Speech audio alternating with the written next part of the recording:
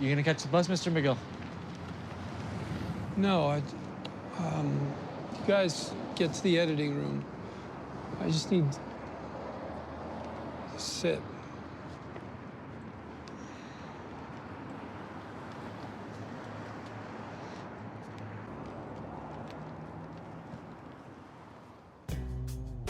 Hey guys, Q here. In this video, I'll be breaking down and reviewing the most recent episode of Better Call Saul, Season 3, Episode 7, and it's titled Expenses. With that being said, warning of spoilers, and let's jump right into it.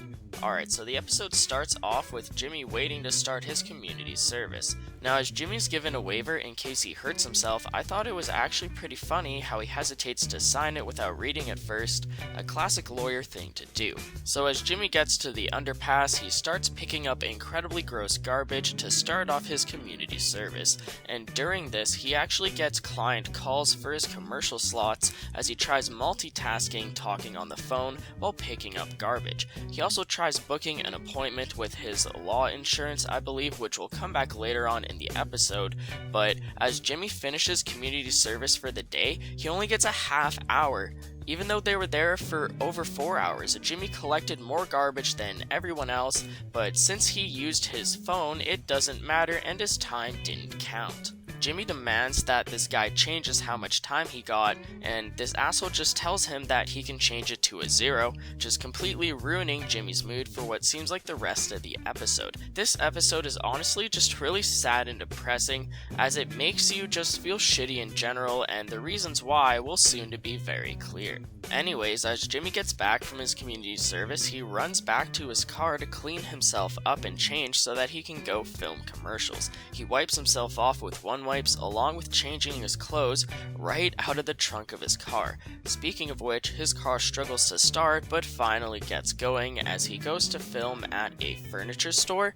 As Jimmy is directing this buddy's commercial, he really gets the guy in the right mindset. And although Jimmy hypes up what an amazing commercial they just filmed, Jimmy still only gets paid for one airing as that's all the guy can afford. And his cameraman also gives him a hard time about extra expenses afterwards, but Jimmy practically just tells him to piss off as Jimmy is broke enough as it is. So as Kim helps Jimmy manage their expenses, Jimmy pays up a full $1,500 for his half of the bills as he lies to Kim about emptying out his bank account. As Jimmy goes to answer the door for his Chinese food, he tells off the delivery guy who gives him a hard time for only tipping $1.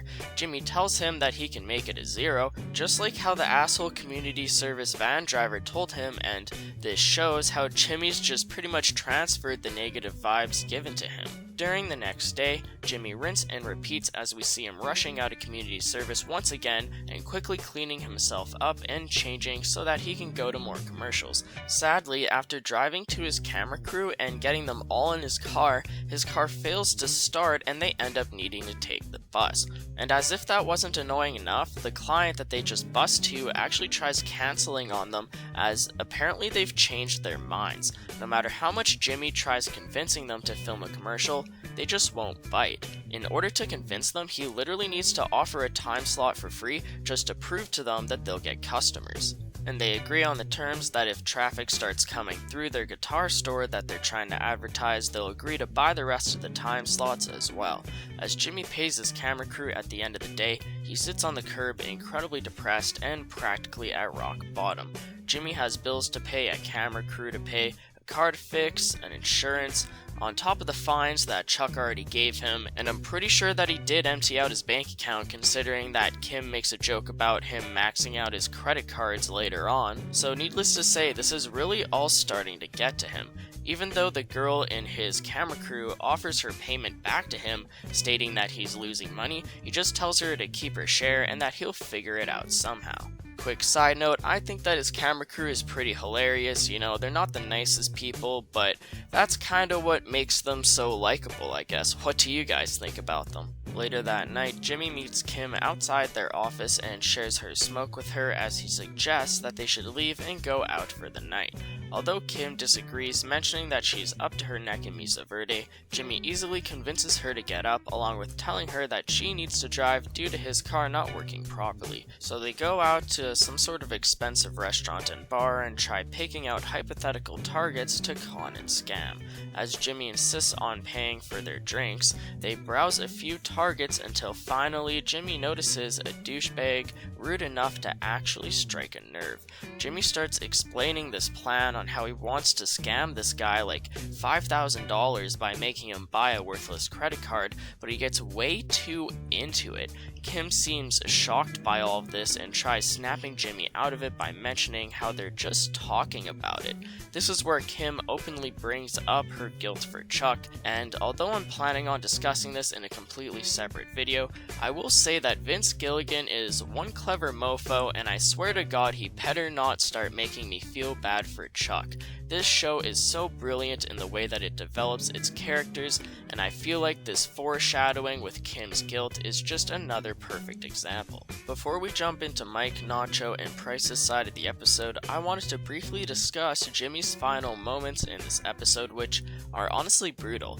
As Jimmy gets the bad news about his insurance going up 150% due to his suspension, along with him being unable to get a refund for it, he starts tearing up and venting to the insurance lady about his horrible past week or so. And halfway through this, he starts throwing Chuck under the bus as he mentions that Chuck had a mental breakdown in court. Now, this wasn't Jimmy's original plan, and it was a spur-of-the-moment idea. It was kind of a final fuck you to Chuck, I guess, as Jimmy's just so incredibly pissed about having no money due to Chuck screwing him over with his commercial time along with insurance. There's so much to discuss here, so much so that I'm actually going to devote another entire discussion and prediction video on it. So for now, let's go ahead and finally jump over to Mike and Nacho as we get the return of Price in the show. First off, he's shown unlocking the many locks on his door, along with disabling his annoying security system. Seems like he's grown a bit paranoid of people breaking into his house ever since Nacho stole his baseball cards, which makes this all so much more hilarious when Price turns around to find Nacho sitting in his chair waiting for him. Ah! Jesus! What the hell? I mean, what the hell? How'd you get in here? Relax. Nacho pretty much tells him to chill and insists that he just wants to do business like before, as he shows Price the type of capsules that he needs. He tells Price that he'll pay him $20,000 for him to get them, and that seems to be enough incentive for Price to play along. Meanwhile, Mike goes into his hidden stash of money under the floorboard in his closet in order to pay for the supplies needed to renovate that playground that his stepdaughter signed him up for in the last episode.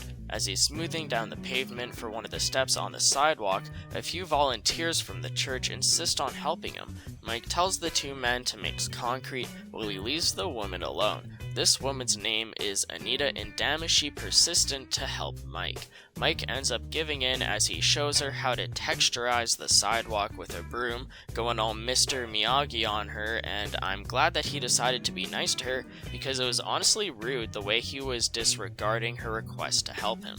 Now we'll get back to that later, but for now let's jump to Mike arriving at his night shift, but he gets the previous person to cover for him for a minute while he goes over and talks to Price as he just blatantly notices him parked waiting for him on the side of the road.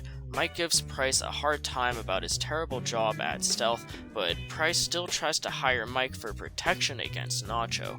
Price tells him that he doesn't want to make the same mistake as last time, and Mike tells him that if that's the case, he should get out of whatever situation he's in and cancel the deal.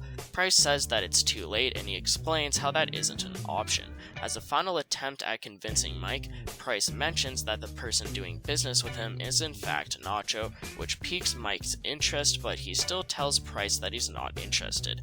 Anyways, getting back to that Anita chick I was talking about earlier, during the next group meeting that Mike takes his stepdaughter to, they listen to an update on Anita's current situation, which involves her explaining how she finally took all of her husband's clothes out of her closet and gave them away, literally cleaning skeletons out of her closet. She also mentions how her husband had a uniform, which catches Mike's attention. He ends up asking her if her husband passed away while wearing a uniform, to which she explains no, and that he actually went missing one day during a hiking trip just randomly, and she explains how she has no idea what happened to him. I believe that this really gets to Mike, making him feel guilty over the innocent civilian that Hector killed due to Mike leaving that truck driver alive after he robbed the truck back in season 2. Now, Anita mentions that her husband died 8 years ago, so he's not the same man that Hector shot, and I don't think that Mike will try to solve the mystery of Anita's husband, but it definitely made Mike think, as he has a caring sensitivity to innocent casualties. So as Mike goes outside, he calls up Price and tells him that he's in on the deal. Was Mike just wanting to keep Price safe in fear of Nacho taking him out, or does Mike just want to get in the loop with Nacho since he's figured out why Nacho wants the pills in the first place?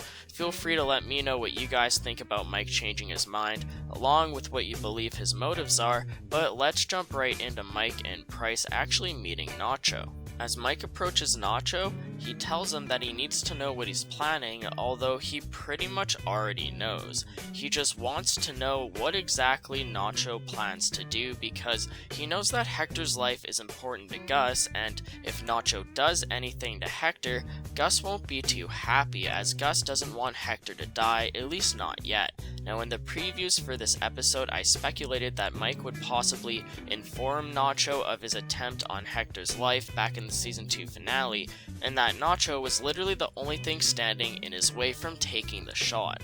Although Mike doesn't bring this up, I'd like to think that Nacho will become aware of this eventually one way or another. Definitely look out on the channel in the near future for multiple Nacho, Hector, and Mike breakdowns, as we have a lot to predict and discuss between these characters. Anyways, Mike explains how he's already figured out that Nacho wants to poison Hector's pills due to his heart problem, and he asks Nacho how he's going to switch the pills themselves. Nacho explains that Hector leaves the pills in his coat pocket when he hangs up his coat, and that he'll make the switch then. Nacho explains to Mike about his father and how Hector wants to use his father's business to smuggle drugs across the border. Nacho's father is a law-abiding citizen, and he would go straight to the police, resulting in him probably being killed by the cartel. Mike, having been to Nacho's dad's sewing store back in season 2, believes Nacho and understands why he's wanting to go through with his plan. As Mike tells Nacho that he doesn't know what he's dealing with, Mike checks Nacho's gas cap to see if he's been bugged by Gus. Although Nacho's gas cap wasn't bugged, meaning that Gus hasn't caught on to him yet, Mike still warns him that there are more people to worry about than just the Salamanca family, implying that Gus could get involved, considering that he told Mike that he doesn't want Hector dead yet. Mike tells Nacho that after the deed is done, that Nacho should go and switch the pills back again, just so in case they check on the pills, they're back to normal. Now, as the scene ends, Mike tells Nacho that he needs to know one more thing from him, and he opens up his notepad. What is he planning on asking Nacho? Let me know what information you guys think Mike is going to ask from him down in the comment section below, along with what you think Nacho's fate will be, considering we know that Hector ends up in a wheelchair and doesn't die. Nacho wants to kill Hector, but Hector is still alive in Breaking Bad, and Nacho is nowhere to be seen. I'll be discussing this in a future video around Nacho, but that's pretty much it for this video, guys. Feel free to hit the like button, as I'd really appreciate it, and also feel free to subscribe for more Better Call Saul and Breaking Bad content in the near future. Although that's it for this video, there's a lot more to discuss before episode 308 comes out. I have a bunch of videos lined up for Better Call Saul, so feel free to check out the channel in the following days for upcoming content. With all that being said, thank you all so much for watching, and until next time, I'll talk to you guys later. Peace out.